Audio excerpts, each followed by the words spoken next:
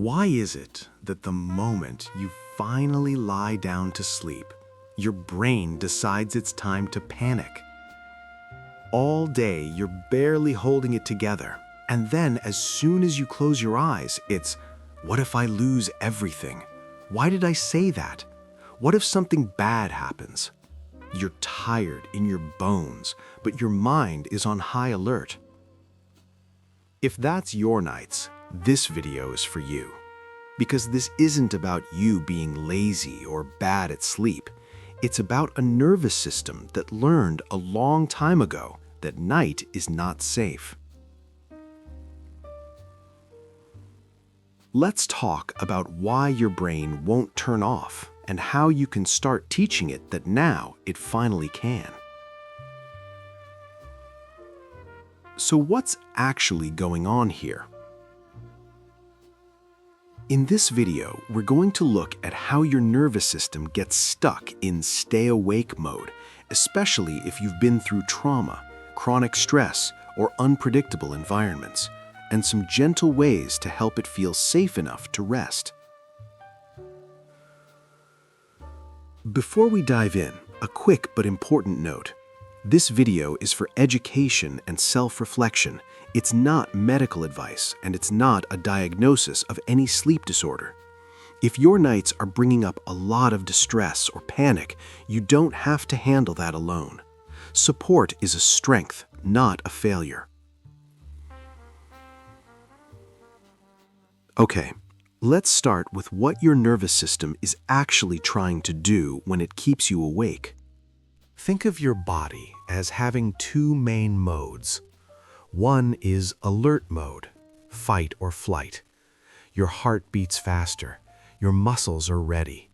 Your mind is scanning for what could go wrong. The other is rest and digest. Your breathing slows, your body repairs itself, your brain sorts memories and emotions. People call these the sympathetic system, alert, and parasympathetic, rest. You don't have to remember the words, just think of an inner gas pedal and an inner brake. For sleep, your body has to feel safe enough to ease off the gas and press the brake. If your brain thinks there might be a tiger in the room, and that tiger could be a real threat or a relationship issue, money stress, or memories from an unsafe past, it does not want you going fully offline. So, instead of a smooth slide into rest, your system keeps one eye open. Picture a guard dog that never got the memo that the war is over. Its job is to protect you, so it keeps pacing, listening, ready to bark, even when everything around you is actually okay. Or like a smoke alarm that goes off for burnt toast as well as real fires. Annoying, but trying too hard to keep you safe. Your nervous system can become like that. It's not broken, it's overprotective. And when that overprotective system meets nighttime, when things get quiet and distractions fade, the alarms that were easy to ignore during the day suddenly get very loud. Now, let's talk about why your brain might not trust the night. Sleep is a small surrender. You let go of control. You can't monitor every sound or movement. For a nervous system shaped by trauma or chronic stress, that can feel risky, not peaceful. If you grew up in an unpredictable, controlling, or emotionally dangerous home, your system might have learned, night is when bad things happen, or I can't fully relax, I have to be ready. Maybe, as a kid, you lay in bed listening for footsteps in the hallway, not knowing if you'd get a gentle goodnight or anger, criticism, or conflict. Maybe evenings were when arguments started, or when someone drank too much, or when the mood in the house flipped without warning. Or maybe you never felt like your space was really yours. Doors were opened without knocking, your things were checked or taken, so being alone in your room didn't mean safety, it meant I better stay on guard. You eventually move out, you get your own bed, your own room, maybe your own home, but your body doesn't automatically update its software. The bed, the darkness, the quiet, they can act like little time machines, pulling your system back to that old felt sense of, uh-oh, even if your adult life is safer now. This can also connect to attachment patterns. If you tend toward anxious attachment, your brain might use nighttime to scan for signs of rejection or abandonment. You lie there thinking, what if they're mad at me? What if they lose interest? Did that text sound weird? Your mind is doing a relationship risk analysis at 1 a.m. If you lean more avoidant, being still and quiet might bring up feelings you usually keep under wraps, so you might numb out with scrolling, gaming, or shows, pushing sleep later and later because it feels easier to stay stimulated than to feel vulnerable. With more disorganized patterns, night can feel like both escape and danger. You might crave staying up late to finally have your time, but also feel flooded with anxiety or dread once the lights go out. Sleep becomes chaotic and unpredictable, just like the environments you had to adapt to. In Greek myth, sleep, hypnos, is the child of night, Nyx, and the twin of death. Ancient people knew sleep is a kind of surrender, a step into the unknown. For a nervous system shaped by trauma, that surrender doesn't feel symbolic, it feels actually unsafe. So when your brain won't let you rest, it's not randomly torturing you, it's operating off old data. Night is risky, staying alert kept us alive. Let's put some names to a few patterns so you can see if any of these sound familiar. 1. The 3 a.m. alarm. You fall asleep okay, but between 2 and 4 a.m., like clockwork, you wake up. Your heart might be racing, your thoughts jump from one worry to another. You might have this vague dread, I'm missing something, something's wrong. This can be related to stress hormones. During the night, your body naturally cycles through stages, and if your system is carrying a lot of tension, those normal shifts can feel like jolts. It's like your body says, quick check, are we safe? And instead of settling back down, your guard dog starts barking. This isn't your fault. It's a sensitive alarm system, not a personality flaw. 2. The bedtime overthinker. You're mostly okay during the day, busy and distracted, but the second your head hits the pillow, your mind snaps awake.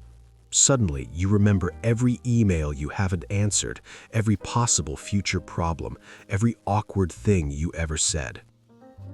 During the day, your brain is in go mode. There's less space to process emotions or thoughts. Nighttime is the first real quiet moment, and your brain goes, great, now I can unload everything I've been holding. It's not that your mind chooses to torture you. It's trying to organize, plan, and keep you safe. It just doesn't understand that 11:47 p.m. is not the ideal time to solve your entire life. 3. The doom scroll escape. You tell yourself, I'll just check one more thing. And suddenly, it's 2 hours later. You're bouncing between social media, videos, the news, maybe games. Part of you knows it's making sleep harder, but it also feels like relief. Being alone in the dark with your thoughts might feel overwhelming or lonely. The scroll gives you a drip of connection, stimulation, and distraction. The tricky part is, those bright screens and fast-moving content keep your brain in alert mode. Your internal gas pedal stays pressed. Your internal clock gets confused. And by the time you do try to sleep, your system is like, wait, we're still in the middle of 1,000 tiny social situations. Again, not a moral failure. It's a coping strategy, an understandable one. It just has side effects. 4. The sleep is a waste of time achiever. You feel a pull to keep working and producing even when you're clearly tired. Maybe you tell yourself, I'll rest when this project is done. or successful people don't need that much sleep. Underneath, there's often an old lesson: my worth comes from what I do, not who I am. Maybe you grew up being praised for achievements or criticized for not doing enough. Rest might feel like slacking or like something you have to earn. Your nervous system then links productivity equals safety.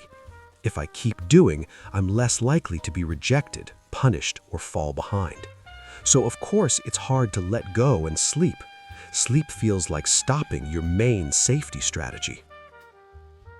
None of these patterns make you a bad or weak person. They're adaptations. They worked at some point to get you through stress, loneliness, or pressure.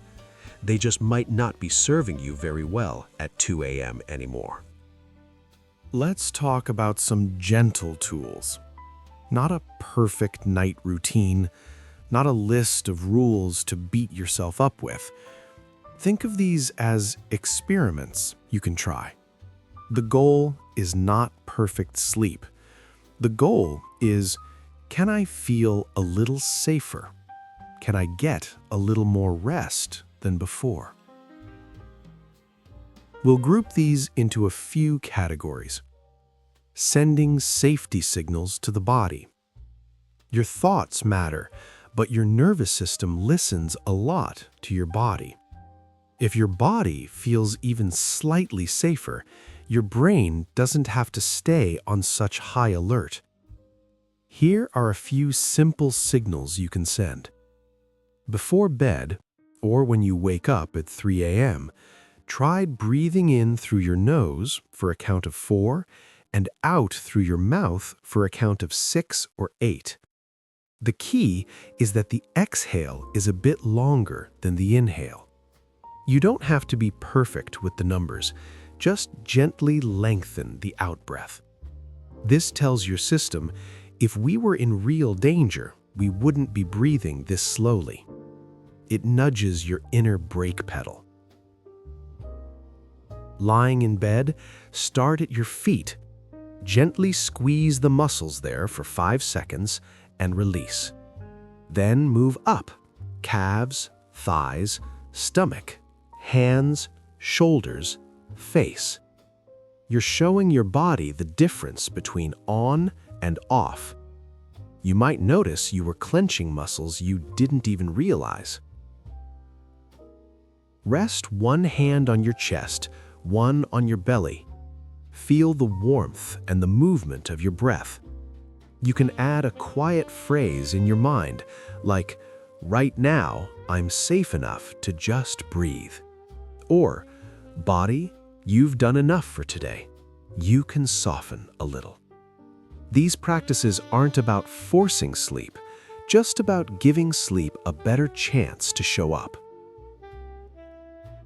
Making friends with the night instead of fighting it. Your nervous system loves predictability. It calms down when it knows what's coming next. So instead of treating bedtime like a sudden shutdown, I was on my phone, then I crashed, then I'm mad I can't sleep, you can create a small, repeatable wind-down ritual. It doesn't have to be elaborate. Simple is better. A few ideas. About 30 to 60 minutes before you want to be asleep, dim the lights. Lower brightness on screens if you're still using them. Pick 1 or 2 quiet activities. Reading something gentle, stretching, journaling, or a warm shower. If you like, have a warm, non-caffeinated drink. The act of making and sipping it becomes a cue. Okay, we're shifting into night mode. Also, if possible, let your bed be mostly associated with rest, not with work, heavy arguments, or endless scrolling. If your brain thinks bed equals emails, fights, and TikTok rabbit holes, it's going to stay alert. You don't have to be perfect about this, but even a small shift toward bed is for sleep, intimacy, and gentle things can slowly retrain your system.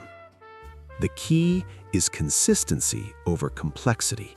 A tiny ritual you actually repeat is more powerful than a perfect routine you drop after 3 nights. Telling an anxious mind, just stop thinking, is like telling a puppy, just don't be excited. It's not very effective. Instead, give your mind a job and a container.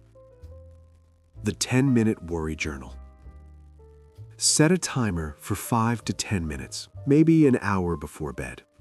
On a piece of paper, write down what I'm worried about, what I need to remember for tomorrow, any don't forget tasks. You're basically telling your brain, I'm not ignoring you. I'm putting this somewhere safe so we don't have to hold it all night. You can even add a small note. Tomorrow, after breakfast, I'll look at this list. Your mind gets to relax a little because it knows there's a plan. A gentle self-talk script. When thoughts pop up in bed about work, relationships, old memories, instead of arguing with them or getting angry at yourself, you can respond with something like, "Thank you, brain, for trying to protect me. I hear that you're worried. Right now, it's time to rest. We'll think about this in the morning when we have more resources." It might feel cheesy at first. That's okay. You're communicating with that inner guard dog. I'm not abandoning you. I'm just asking you to stand down for a bit. If your brain keeps bringing up the same thing, you can even say, "Yes, I know. You've already told me. Thank you. We'll handle it tomorrow." And then gently come back to your breath or your body. Trauma-aware boundaries and support.